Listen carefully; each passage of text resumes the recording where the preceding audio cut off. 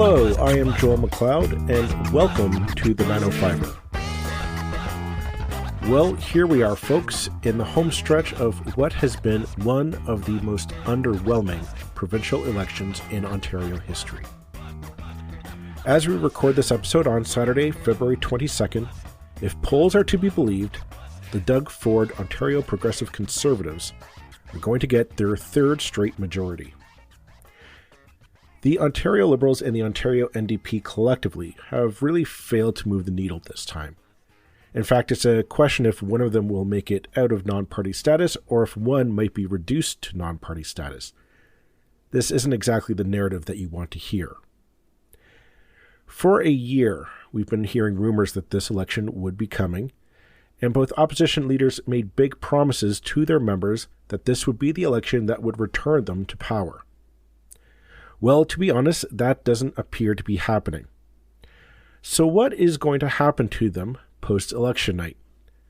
To talk about that, we have returning to the podcast, Ahmad Elbayoumi from Policorner.ca. Ahmad has been hard at work covering this campaign so far, and he joins us today to recap the election and what we might see from the parties on Friday morning. You can read and subscribe to Ahmad's great work at Policorner.ca. A link is in our show notes.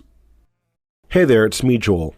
Welcome back to the podcast that keeps you informed, engaged, and connected to everything happening in the 905 region. Before we dive into today's episode, we want to take a moment to say a huge thank you to our supporters. Yes, that's you, who chip in $5 a month to help keep the 905er podcast going. Your support means we can keep bringing you the in-depth discussions, local analysis, and interviews that matter. Plus, as a supporter, you get access to exclusive bonus content like 905er Extra Minutes, where we go beyond the main episode with additional insights, behind-the-scenes conversations, and extended interviews you won't hear anywhere else. If you're already a supporter, we can't thank you enough. You are the reason we can keep doing this week after week. And if you haven't joined yet, now is the time. It's super easy. Just head over to 905er.ca and click on the supporter tab. For just $5 a month, you get more content, more access, and the satisfaction of knowing you're helping independent media thrive in the 905. So don't wait. Join our community of supporters today. Now let's get on to this week's episode. Okay, thank you. Ahmad Elbayoumi from Policorner.ca Substack. We've had you on the podcast before to talk about the Ontario Liberal AGM that happened. It feels like a lifetime ago, but here we are in the thick of it now as the Ontario election starts winding up into its final week. Ahmad, thank you very much for coming onto the podcast today. Good to be here. Thanks for having me. It has been this election has struck me as kind of one of the weirder ones that I've seen in Ontario in, I'm going to say, my lifetime. Just that it's only in the last week or so have I really seen people kind of start paying attention to this. And I understand it's because we've had Donald Trump south of the border threatening tariffs and whatnot. The federal Liberals are in their leadership campaign, and it seems like this election has kind of just been put onto the third back burner. I kind of want to get a sense of what's your take of this election been so far, like not in terms of winners or losers, but just a general vibe that you've been getting as you've been covering it. I would say that it's been a blur. This has been a 29-day campaign, a 4-week campaign of basically um, Doug Ford off message, Bonnie Crombie failing to throwing things at the wall and seeing what would stick, and Marit Stiles failing to gain any attraction and any media attention. It's also been very cold, and so I would say that the reason we don't have winter campaigns, A, of course, the snow, but B, because people aren't paying attention. This started right after the winter break. People are just getting back to work. So yeah, people have not been paying attention. I think that um, like you said, people just this week are starting to realize that there's a provincial election. I don't even know that they've fully realized that it's a provincial election and not a federal election. But yeah, I think perfect timing for Doug Ford in that respect because, Mm. as I said, it's been a blur. No one's really paying attention to anything. Yeah, it has been a blur. We've been focusing on this as opposed to the myriad of other things that have been going on in the province and in the world. But I have noticed that, the Liberals and the NDP really have failed to really capture the attention or the imagination, I would say, of the Ontario electorate. Everything has been focused on Doug Ford and his pseudo branding of being Captain Canada, which I think is starting to wear off a bit. Yes. As you've been covering this, and you've been particularly, I noticed in the last few days or so before we've recorded this, you've been kind of focusing on the Liberal Party, Ontario Liberal Party, I should say. Can you kind of give us a little bit of insight there, if you can, on what their attitude has been? Like are they optimistic? Do you think that they're feeling frustrated? Are they just kind of what's going on in that neck of the woods as we're winding up this campaign? I would actually say that my focus in the last couple of days has been on what happens after the election. Okay. And we can talk about that. But my questions to the leaders of the opposition or the leaders of the Liberal and the NDP have been more about what happens once Doug Ford wins, which seems to be a predetermined outcome already. Hmm. Now, with respect to the Liberal Party, I think at this point it's more of what can we do as a party um, to win the most number of seats that we can, to maintain party status, to make sure that Bonnie Crombie wins in Mississauga East Cooksville. Those, I think, are the three main objectives. And we started seeing that on Monday night when Bonnie Crombie finished off the debate with a plea to NDP voters that if Hmm. you want a change in government, you need to vote Liberal. With that said, there have been a ton of, missteps of blunders on the campaign trail for the Liberals, that have really set them back. Um, we saw just last night, or at the time of the recording of this podcast, which is Saturday at 1, but just last night, we saw the party remove the candidate in Oshawa over anti-Sikh and homophobic posts that he made in the past. Hmm. Things like these are really setting them back.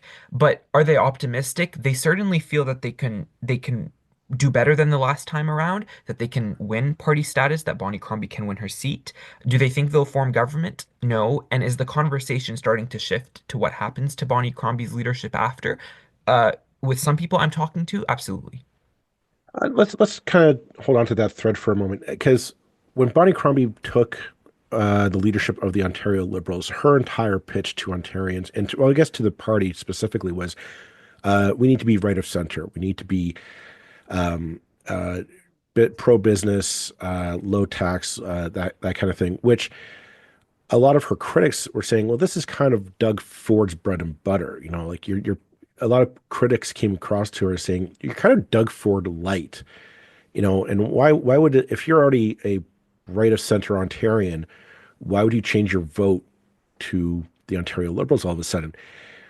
But she held true to this theme and this strategy for her entire leadership. It's only now in the last, I'm going to say 2 weeks, definitely since the post debate, that all of a sudden now she's even admitted, I'm going to switch my tactics. I'm going to shift kind of left leaning to recoup these NDP voters. Are the Liberals thinking that they misgambled on this? Like, if they had started doing this from day one of Bonnie's leadership, would they be singing a different tune right now as we head into the final stretch?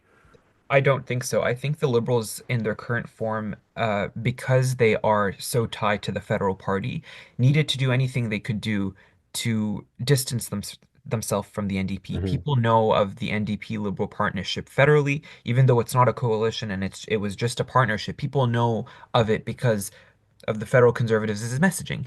And so the job that the Liberals had and the job that Bonnie Crombie had was to tell people that she was going to be a pragmatic, centrist politician, that she was not too far to the left, not too far to the right. Now the shift that Bonnie's doing, I think, is interesting. Um, Interesting in two parts. First of all, during the debate, she constantly attacked the NDP for believing that money grows on trees, that they were going to tax, tax, tax. We're seeing that on social media. I believe that's a turnoff for a lot of progressive voters who actually considered the Liberals to be a viable alternative to Doug Ford. Hmm. At the same time, she's making that pitch that come vote for me. And again, I would ask if you're making comments about the NDP, calling them radical and that they believe money grows on trees, and then in the same breath you're telling them NDP voters, please vote for me. I don't know if that's a strategy, but I do know that the shift had to happen inevitably. This was an inevitable shift for the party. They're seeing the polling numbers. They're seeing that there is a progressive vote split yet again in this province. And I think they're learning from the mistakes of Stephen Del Duca in 2022. Will Mhm. that translate into anything different from 2022's results? That's what we'll see. I don't think it will. Do you think that they'll at least get out of non-party status in the legislature? Right now, the poll, I mean, I take polls with a grain of salt. I don't think they're gospel, but we are seeing that the Ontario Liberals are looking to at least pull themselves out of the abyss that they find themselves in terms of official party status. In fact, some polls are even suggesting we might see a reversal between the NDP and the Ontario Liberals, Yes. and we'll see how that goes on election day. Um, it, I'm just like, is this going to be the end goal of the Ontario Liberals? Is just to at least finally get out of the non-party status that they find themselves in since Stephen Del Duca? But that's a low bar. Like the Yeah. getting out of party status and Bonnie Crombie winning her seat in Mississauga is a low bar. The party had spent weeks before this campaign saying privately, sources I've spoken to saying privately, but also talking publicly that the threshold, and I believe Bonnie said this to Rob Ferguson in the Toronto Star, that the threshold for success in a campaign like this would have been 30 seats. So we're seeing the polls right now. We're seeing, I believe, Main Street's Daily Tracker has the Liberals at 19 seats today. It seems like the goalpost has shifted from 30 seats to now just official party status. And I will remind you that this is exactly what happened in 2022. The Liberals went into the campaign saying that our objective here was to come in second. They Towards the end of the campaign, the objective was Stephen Del Duca wins Vaughan Woodbridge and the party gets official party status. They didn't do either of those two things. So I am seeing those parallels. Now, do those parallels translate into a similar result? I don't think the Liberals will finish election night without party status. I do think there is a very, very solid chance that they end up in official opposition and that they swap roles with the NDP. Or we go back to where the legislature would have been under Kathleen Wynne, where the Conservatives had a small official opposition and the NDP was a third party with status with around 19 seats. Um, I think that's possible. But again, we need to be clear that the goalposts here are shifting for the Liberals. Mhm. Well, if I recall correctly, and you can definitely correct me if I'm wrong, when Bonnie Crombie ran for the leadership, her promise to the party was, "I'm going to win it. Like I'm going to bring us back to government." Yep. Because her claim was that Doug Ford is scared of her. She can mobilize the electorate, and she can get all the donors to come and give them money, and the party bought her pitch. This seems a very big shift from, I'm going to return us to the heights of power to, I'm just now going to get us back into, we can have an office back at Queen's Park, uh, and some money coming in. That's a big shift from those grand plans to where we are now.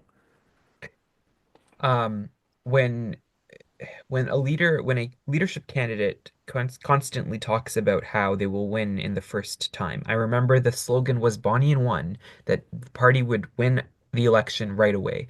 Um, it's really difficult for you to prove to your membership, to your base after an election where you lose, or presumably if she does lose on Thursday. It's very difficult to explain that. Now, I Mhm. think in this circumstance, Bonnie will have a better time trying to explain and to people. Look, she's been leader for just a year. It doesn't give her much time to take the party with very limited resources into a general election. And I think that's part of the reason why Doug Ford called this election and that's pretty clear to everybody. But again, it really is more of a question of what happens next to her and how can she convince the membership of the party that maybe it wasn't going to be Bonnie in one, that maybe she needs another opportunity Mhm. to vie against Doug Ford or whoever the next progressive conservative leader is. Um, but yes, notable because when Nate Erskine Smith constantly said that this was a two or three-way, three-step plan, those on Bonnie Crombie's campaign would brush it aside and would be like, he needs two elections or three elections to win. We're going to only need one. Right. Yes, that's exactly what I was alluding to. This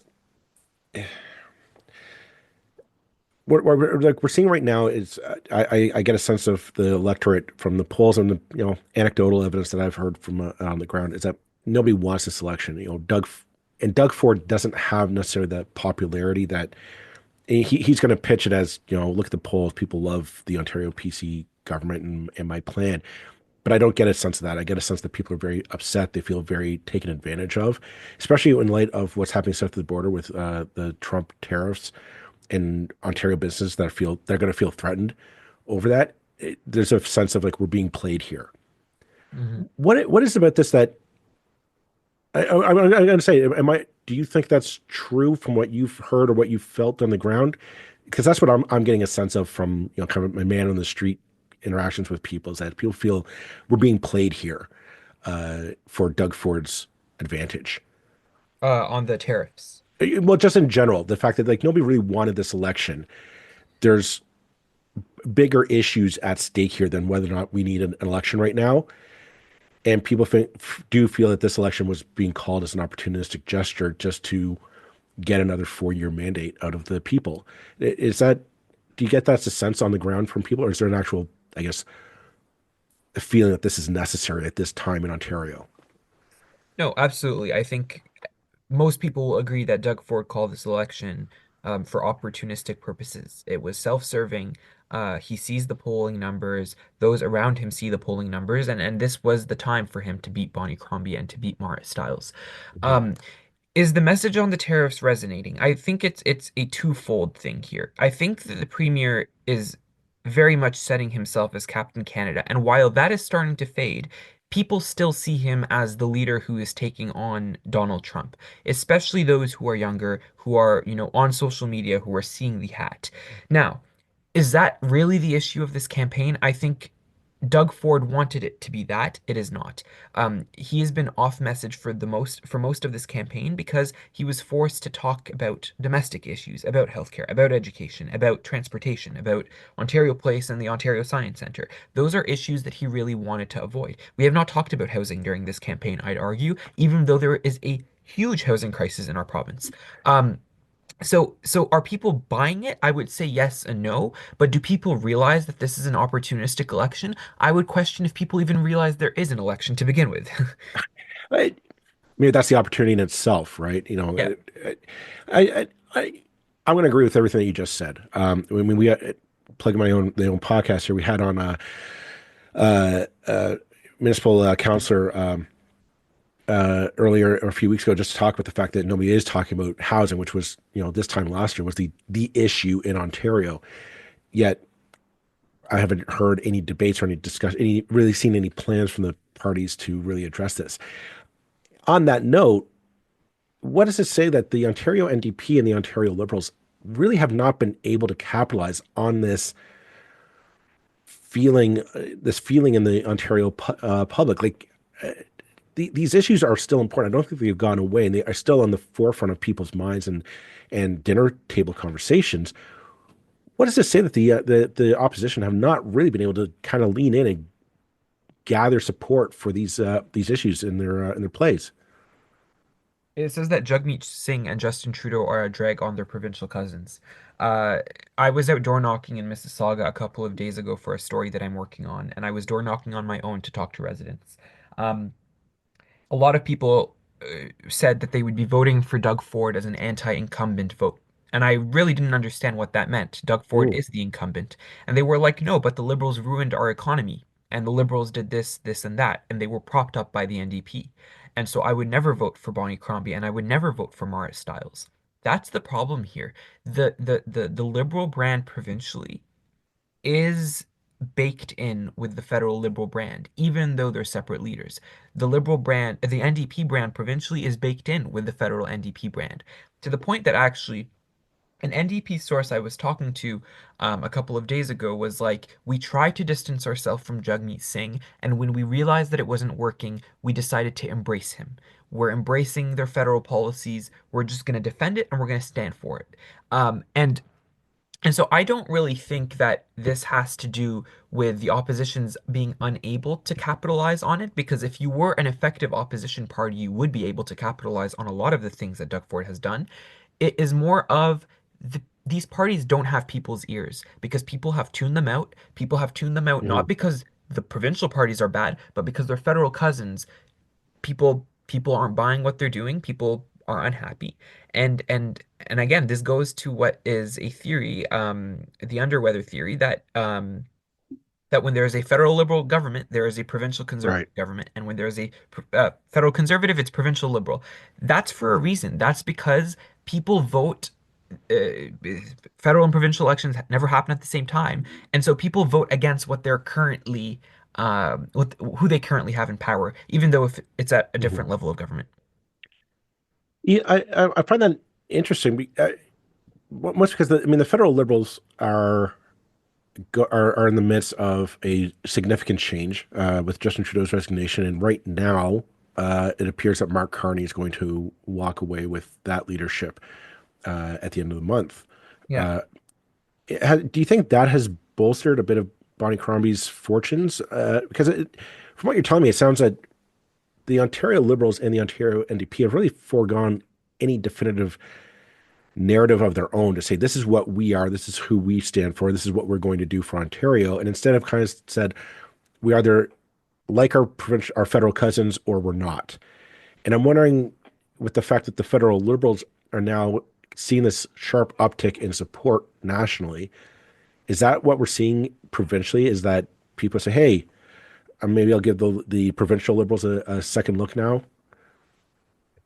Um, I think it the party, the federal liberal brand, people seeing and hearing about Mark Carney, yes, it's helping, but I don't know if it's helping provincially, to be honest with you. I think Mhm. the a vote for Doug Ford in this case is a vote against Justin Trudeau.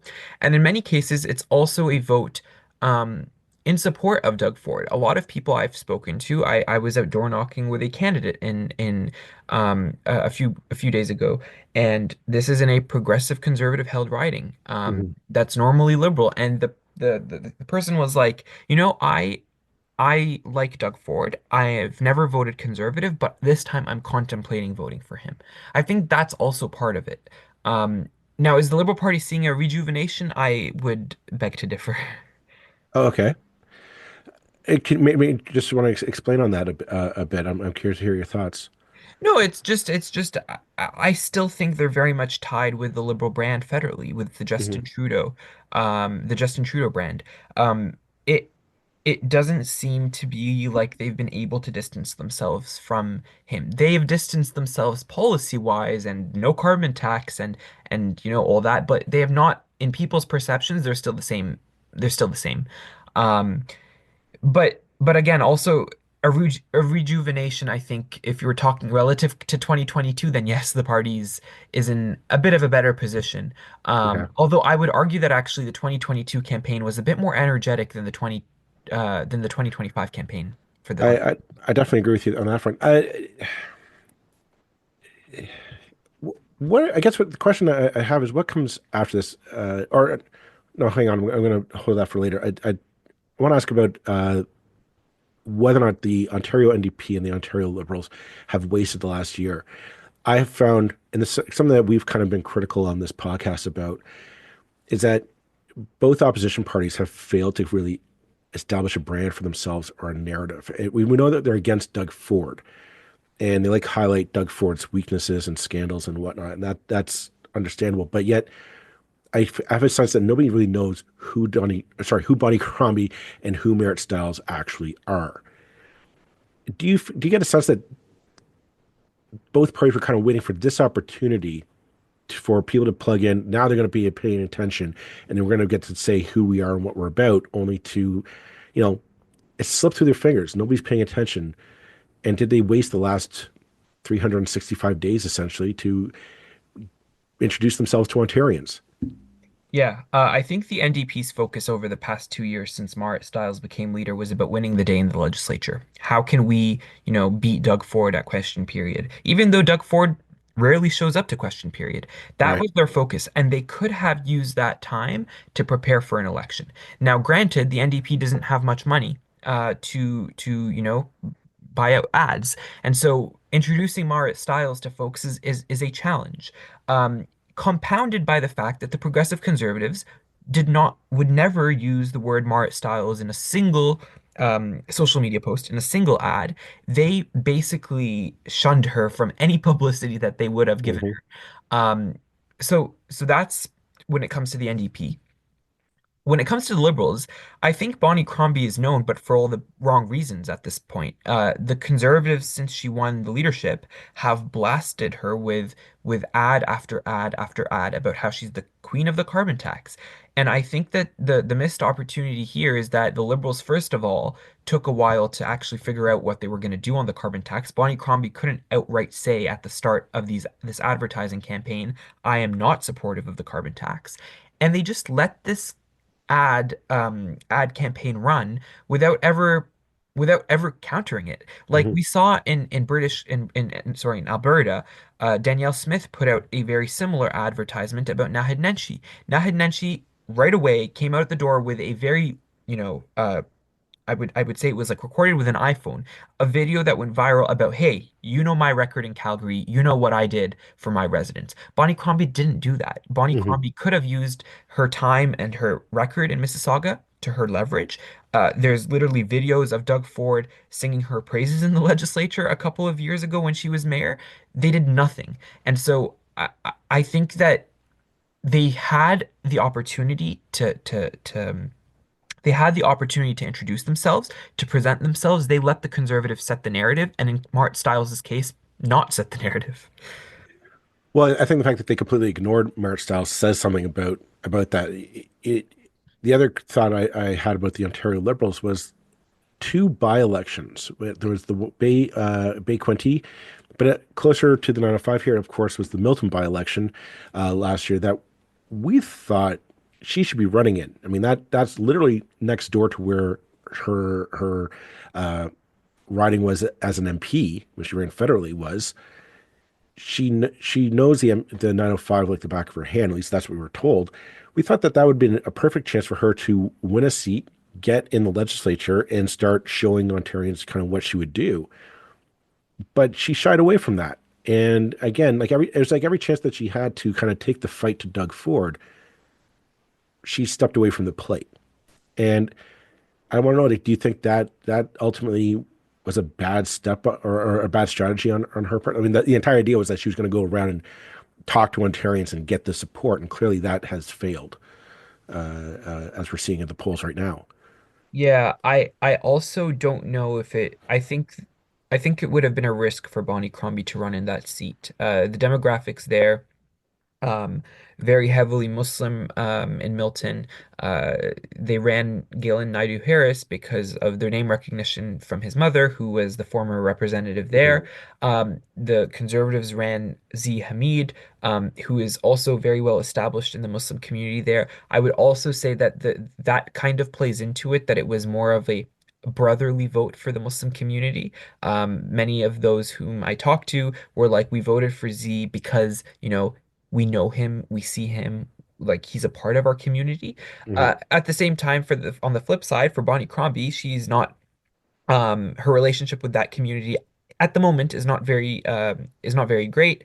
The aftermath of the war in the Middle East, for example, her response to it or lack thereof has caused people to in the community to, feel kind of disappointed, especially that she had very close ties with the Muslim community in her time as mayor in Mississauga. So that's all to say that I thought that if Bonnie Crombie ran in Milton, it would have been a risk for her. She could have lost the seat to Z Hamid.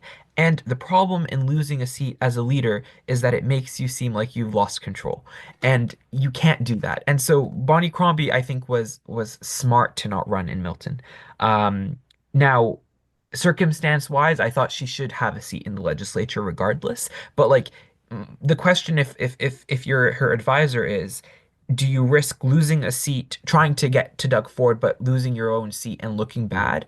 Or do you just not have a seat at all and spend the 4 years kind of flawless? You haven't lost a seat. You haven't, had any big misses as a leader. That I think was the balance. I don't think she should have run in Milton, even though she should have had a seat. Well, that's the kind of uh, the quandary that you find yourself in when you're in opposition.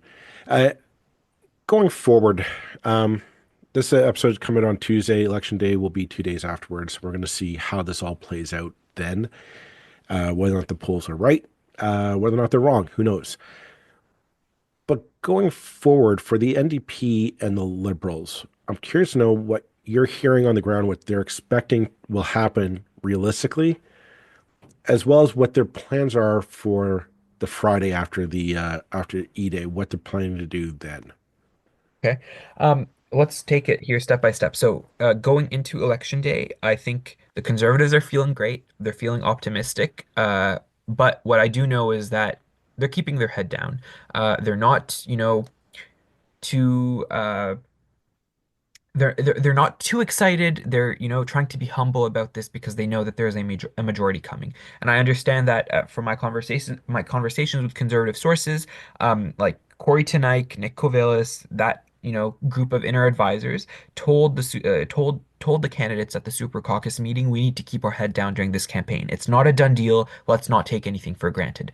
Hmm. Um, for the Liberals and the NDP, for the Liberals, it's right now it's about what seats can they win. So you're going to see them targeting seats in the GTA. You're going to see Bonnie Crombie, and we've already seen her over the last week in Toronto way more often. Um, because those are the vote-rich areas that they can get seats from with smaller number of votes. Um, the the goal here is, of course, as we said, party status. Hopefully for the Liberals, they would like to get opposition. And for Bonnie Crombie personally, she needs to win her riding. I would argue, cannot stay on as leader if she's unable, as the former mayor of Mississauga, to win a seat in the city of Mississauga. Hmm. For Marit Stiles, you're not going to see her campaigning over the next week outside of any ridings that the NDP needs to hold on to. So we saw her a few days ago in Toronto St. Paul's. Actually, we saw her over the weekend in Toronto on Friday in Toronto St. Paul's, a riding that the NDP needs to hold on to if they have any chance at staying in opposition, in official opposition in second place. Of course, Jill Andrews up against Stephanie Smythe, the CP24 personality, or the former CP24 personality. So you're going to see Marit Stiles going to ridings that she needs to hold on to in order to stay in second. It is more of a defense, not an offense. As for the day after, I think it's going to really be a question of what happens to the leaders who lose election night. Doug Ford, it would seem like it's a predetermined outcome. He's going to be premier on Friday morning.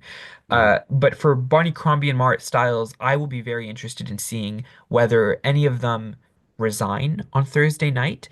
Again, depending on how good or how bad they do. Bonnie Crombie, if she's able to push her party into opposition, could make the case that she stays on over the next 4 years. She holds the premier accountable for his for what will likely be an RCMP criminal charges laid in the Greenbelt scandal. So she could make that case, and that in 4 years she'll be ready to take on Hmm.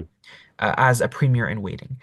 Um, the NDP tends to be more generous towards their leaders. They don't tend to change them much. But in Marit Stiles' case, there is uh, a ton of anger within the grassroots stemming from her removal of Sarah Jama from caucus, Hmm. the Hamilton Hmm. Center, now independent, who was removed for her comment on, again, the war in the Middle East. Hmm. Um, so so I'm very curious to see what happens the next day. Both leaders are saying, that they will stay on. Bonnie Crombie told me, I will keep my seat and I will not lose party status.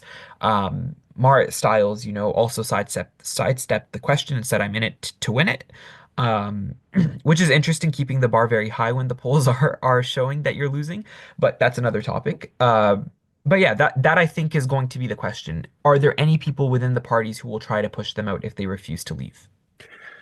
Well, the NDP, you're right about the NDP. I think the grassroots are definitely feeling burned over the Sarah Drama fiasco. But I do think they're divided. There's a group that the NDP are always, I find, are always a divided party amongst themselves. Uh, the Liberals, on the other hand, I am curious to know they're a little bit more, let's say, bloodthirsty, in that I just wanted Bonnie promised them a return to power. That was her pitch to Ontario Liberal supporters and voters, members, to say, I'm going to return us to government and I will be the next premier of Ontario. That is increasingly looking like that's not going to happen. But she said in 2026, and I think this is what they're going to use. They're going to say that Doug Ford called Right. an early election a year into her mandate as leader. Her pitch to Liberal voters at the time was, "We will win in 2026. We will spend the next 4 years rebuilding the party, so we are ready to take on the premier." Uh, yeah. Yeah, and that is a good point. My question, I guess my thoughts are then, do you think semantics are going to save Bonnie Crombie's job if she doesn't return them to power? I do question the readiness because, as you mentioned, the candidate out in Oshawa who was discovered to have been posting really, let's just say, bad social media tweets, is finally off the ballot. But the question again is always, whenever these things come up, is how do they get past the the the gate, right? Like how do they even get on the ticket in the first place Yeah. as the candidate of choice in the riding? And I do question, are the Ontario Liberals going to sit there and say, this was your shot? You're in opposition. You're the third place party. You don't have a say at all when we go to an election. If Doug Ford wanted to call it on day one of your campaign or of your victory, that's what you got to go with. I'm just wondering if you've heard from like any other Ontario Liberal sources. Is there an appetite for change now if Bonnie doesn't return them to power? No, absolutely. And I've been having those conversations both within the NDP and the Liberal Party. But I will say that for the Liberals in particular, there will definitely be, if Bonnie Crombie does not, if things fall apart for Bonnie Crombie on Thursday night, she does not win her seat. Let's say she does get party status, Hmm. but she doesn't end up resigning.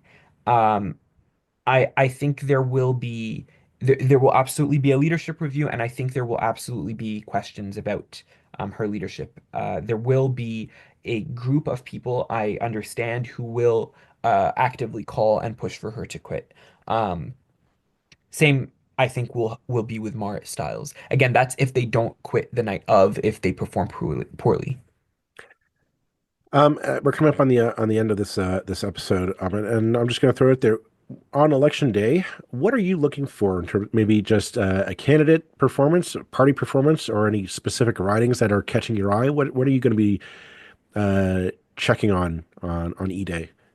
Yeah, well, I have a list. And so let's go one by one. When it comes to parties, I'm very curious to see if the progressive conservatives perform better or worse than they did in 2022 when it comes to vote share. Did their vote share increase or decrease?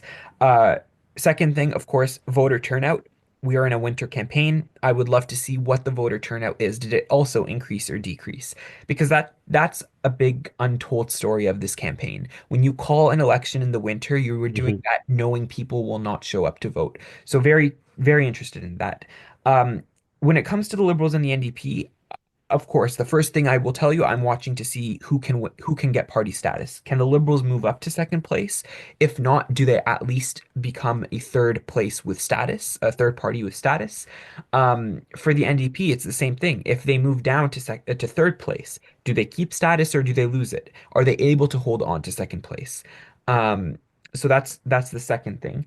Um, with respect to ridings, I'm watching Mississauga very closely because these are six conservative held seats that they're trying to defend.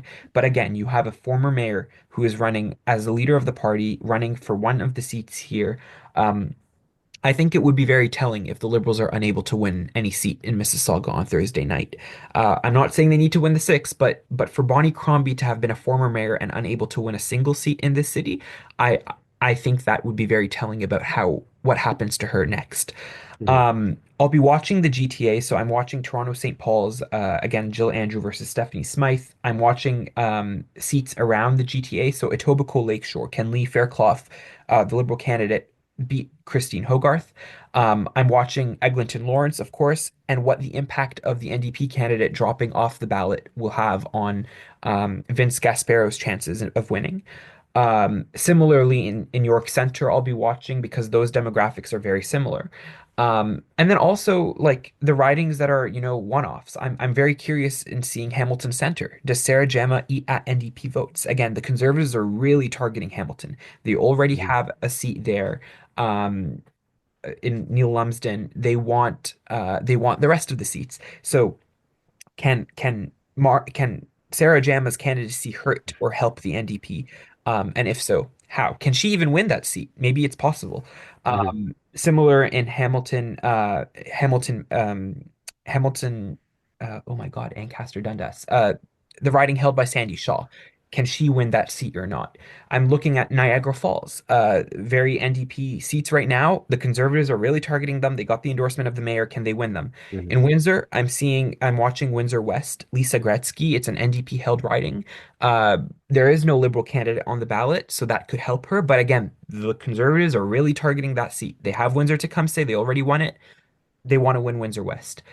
And then for the Greens, I'm really, really interested in seeing if they can hold on to Kitchener Center, which would be a big win for them, but also Parry Sound Muskoka. Matt Richter is running again in that riding against Graydon Smith. And so he came strikingly close, I believe, in the last election to winning. The polling had shown that he was ahead, but even though the Conservatives deny it, they say their internal polling had them winning the whole time. Can he? Is it, second time is the charm for him? Um, and yeah, that's about it. And then once the polls are closed and we know who's winning where, again, the question turns to what happens next for these leaders. What happens next to Bonnie Crombie? What happens next to Marit Stiles? If they stay, is there a push to Mhm. remove them? And if they go, um, who will end up leading the NDP and the Liberal Party into the next election? Well, we'll have to wait and see, find out on Thursday. Yeah. Thank you very much, Ahmed, for your time. Love the work that you do over at Policorner.ca. Highly suggest folks, if you haven't already, subscribe, throw some money his way. He's doing great work over there covering Ontario politics. Uh, Thank you very much, Ahmed. Thanks so much for having me. I'm Andrea Askowitz. And I'm Allison Langer. And we are the hosts of Writing Class Radio, a podcast, but we are so much more. We have writing classes. So if you are looking for live online classes where you can join a community, write to a prompt, get feedback, and get better, check out all our classes at writingclassradio.com. And listen to our podcast wherever you get your podcasts and at writingclassradio.com. Are your poor communication skills holding you back from being the leader you know you can be? The Master Communicator is a podcast that can help you improve your communication skills in just a few minutes a week. I'm David Tyler, a broadcaster and communication coach, and each week I deliver bite-sized masterclasses for busy leaders like you. Each episode is packed with practical techniques and strategies to help you navigate challenging conversations, delivering impactful messages, and inspire your team. Whether you're looking to enhance your executive presence, build a culture of trust, or simply lead with more confidence, the Master Communicator is your go-to resource. Subscribe now and start your journey to becoming the leader you were meant to be. Transform your communication skills, one episode at a time.